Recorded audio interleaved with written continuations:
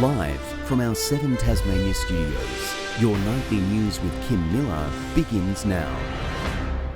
Good evening everyone, thanks for joining us. The state government has revealed who will lead the charge to end Labor's 4-decade hold on the electorate of Derwent. New Norfolk Mayor Ben Shaw says he's confident he can snatch the seat of popular MP Craig Farrell. Battle lines are also being drawn for the northern seat of Windermere. Warming up for a campaign on a cold day in New Norfolk. I'm extremely excited today to announce that I will be the upcoming candidate in the Legislative Council election for Derwent. The state government wants to wrestle the upper house seat off Labor. It's held the electorate for 42 years, and Craig Farrell won 63% of the vote in 2015. We know that we go into this campaign against an incumbent as the underdog. I'm a winner. I like to win at everything I do.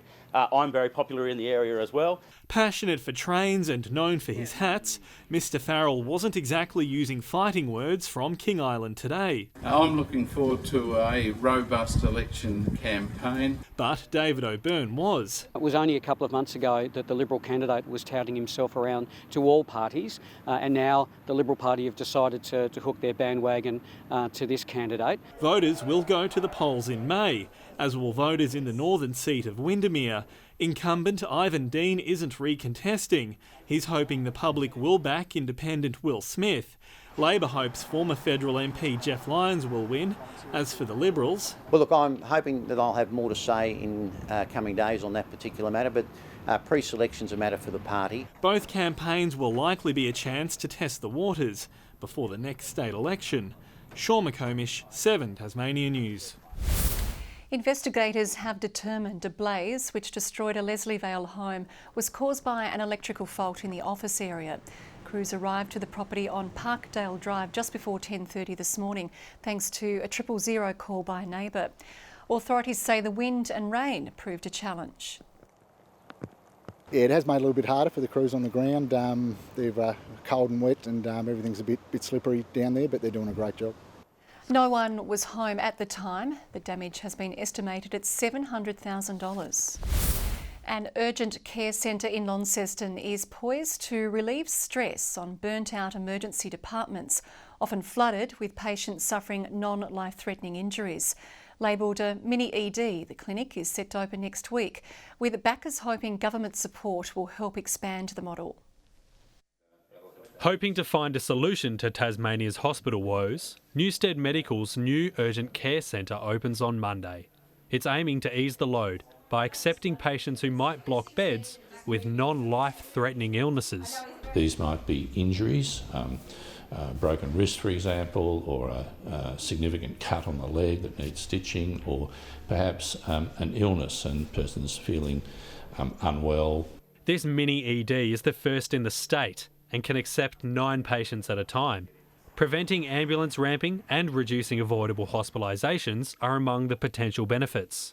So if we can take just a fifth of those patients out of emergency, that'll free up time for the doctors and nurses up there to treat other people who have emergency conditions who really need to be treated. We certainly would support anything that takes the pressure off state-run emergency departments.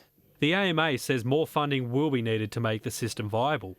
Currently, patients will have to pay a $150 fee. Some patients, though, will not be able to afford it and they will just continue to go to the Launceston General Emergency Department. Last year, the state government released a report they'd commissioned into urgent care centres. It found that establishing 2 in Hobart and Launceston could prevent 42,000 presentations per year to our overrun EDs. Well, my understanding is that the Health Minister is engaged in consulting at the moment.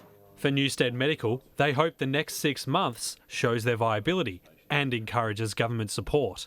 If the model starts to look like it's working, hopefully we can present those figures to government and maybe get some funding to extend it. Josh Duggan, 7 Tasmania News. Despite an announcement last week saying it had been cancelled, the Hobart Anzac Day Parade will go ahead this year. RSL Tasmania says a fierce response from veterans persuaded them to run the event. All aspects of the commemorations, including the dawn service, parade and 11 a.m. service, will be ticketed. Alarming new figures have painted a grim picture of Tasmania's growing drug problem. The nation's Criminal Intelligence Commission collected wastewater samples from 5 Tasmanian sites and found use of methamphetamine and MDMA has soared around 70% in the past 4 years. Cocaine use also skyrocketed by more than 150%. The Alcohol and Drug Council has called for urgent government action to help more than 500 Tasmanians waiting to access addiction support. Tasmania's Aboriginal community is preparing to take back ownership of petroglyphs, thousands of years old. Today, the community had a chance to view the precious rock carvings for the first time ahead of the official handover. Encased in wood, steel and concrete, this isn't where the Premingana petroglyphs belong, but that's about to change. A sad time, but for me it's also a happy time because I know they're going back to country and they're going back to their homelands, and their spirits will be all together where they should be, so it's a happy moment also. The Tasmanian Museum and Art Gallery has agreed to return the petroglyphs to the Aboriginal community. Today, a small group viewed the rock carvings for the first time. A bittersweet moment of connection and reflection, emotions already running high ahead of the official handover. I'll be happy. I'll be free back home on country. A victory 60 years in the making. We really do get that feeling that our ancestors would be looking down on us proudly, knowing that we fought against the odds. Planning is underway for how the items will be transported to the remote site.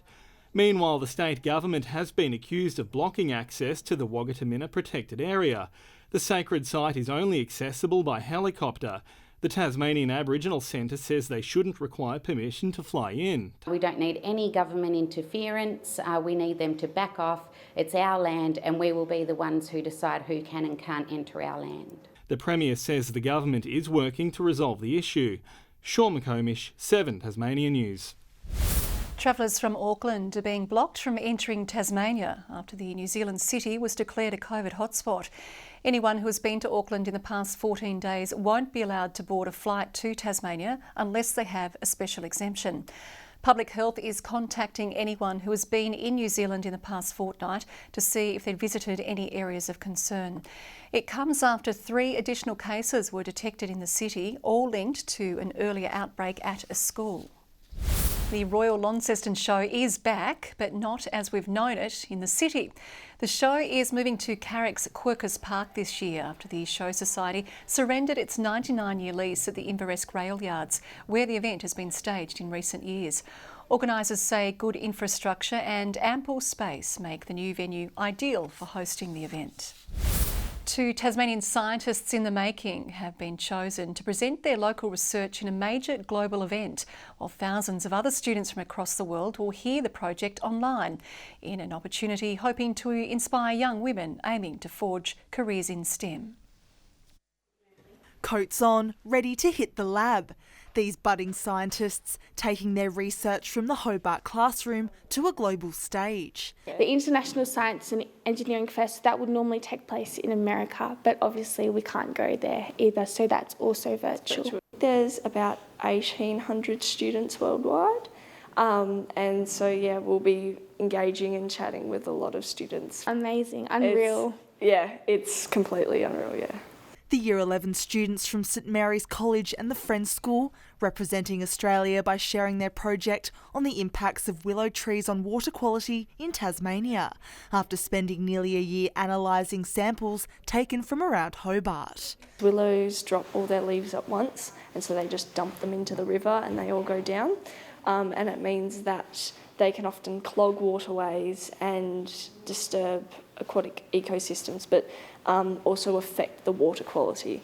It's a plant you might have growing in the stream at the back of your garden or see on your way to schoolwork and not think much about, but not many people know how detrimental they are and their effects on the environment. Saying the online event held in May is a great opportunity, especially for young women aspiring for a career in science. I think women really bring something special to the sciences, and we need more women in STEM. Their pride in their science work and their accomplishment is really testimony to the hard work that they've done over years, and they're sensational and they're fantastic advocates for women in science. Ruby COMMANE, 7 Tasmania News. Students at Perth Primary School have taken a trip back to the 19th century to celebrate the town's 200th anniversary this year. The pupils got a taste of what a day at school might have been like generations ago. Spending the day dressed in costumes of the era, they played old-fashioned games and took a trip to the former schoolhouse for a traditional photo. Meanwhile, at Moona Primary, the younger students now have a brand new learning hub thanks to extensive upgrades. The $1.4 million kindergarten featuring calming neutral colours and modern spaces, a much-needed makeover for the 110-year-old school. The architecture suits our learners. We want to develop them as curious, competent learners, and certainly the kindergarten space that we now have does exactly that. The school currently has 32 enrolled kindergarten students. Our women's cricketers remain undefeated in the WNCL, but only by the skin of their teeth. Today's clash ending in a tie under the Duckworth-Lewis method. Centuries to New South Wales' Rachel Haynes and Tasmania's Heather Graham set up a high-scoring contest. It all came down to the last ball of the day, with Belinda Vacuera at the striker's end, needing 2 runs to win. She managed to smash the ball away, but it was contained by the fielder. 1 run scored, leaving it all tied up. Earlier, Nicola Carey reminded selectors why she's made the national limited over squad, taking 3 wickets. I'll try and keep a straight face reading this. The Gold Coast is raising concerns about the viability of expanding the AFL. Perhaps unsurprisingly, Suns chairman Tony Cochrane says propping up existing clubs should be the focus, and the league should only expand by adding 2 extra teams to avoid a bye. I'm sorry for those people in Tasmania. I understand you're going to get upset, but I think the emphasis must be in the next 10 to 15 years to consolidate the 18 teams that are already out there. The Gold Coast received a record $27.5 million from the AFL in 2019, along with a raft of bonus picks, so it could try to be competitive. Good evening. Hobart 20 today, Launceston 18 and Devonport 16. 20 was the top around the state, also recorded on Flinders Island. Temperatures sat between 4 and 8 degrees below average. St Helens and Friendly Beaches 19, Lowhead 18 today, King Island Grove and Bushy Park 17, Strawn 16, Lyawini 11.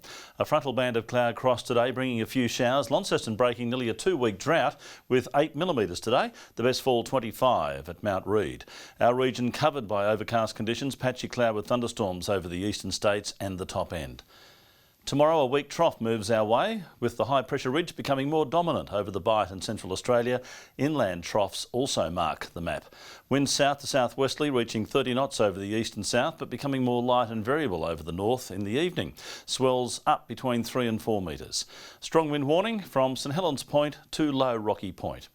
Hobart tomorrow, a showery day, 20 the top, 19 for Huonville, a shower or 2, Campania, possibly a shower and 20. Sunny in the north though, 23 for Launceston, Devonport 22 and Georgetown 21. Burnie okay as well, a top of 21 degrees, morning shower for Strawn, 18 the high and 21 for Wynyard. St Helens, a top of 21 and partly cloudy, Swansea 20, 20 also for Port Arthur with a shower or 2. UV peaking at 9 tomorrow, and that's very high. On Saturday, fine across the state, partly cloudy with light winds. Another partly cloudy day on Sunday, just a chance of a shower over the far south. And on Monday, a windy day through Bass Strait, showers for the west and south and later the east. Summer continues in Perth, full steam, a partly cloudy 24 in Adelaide, cooler and cloudy in Melbourne, sunny in Sydney 26. The showers move on from Brisbane, but still wet over the far north. And cloudy at the moment. Hobart 17 degrees, Launceston 17 degrees and Devonport partly cloudy and 16 degrees. Kim, that's tonight's weather as we hit the slippery slope down into autumn. I'm not quite ready for it. Thank you very much, Merv. That wraps up your local news for this Thursday. Enjoy your evening ahead. Good night.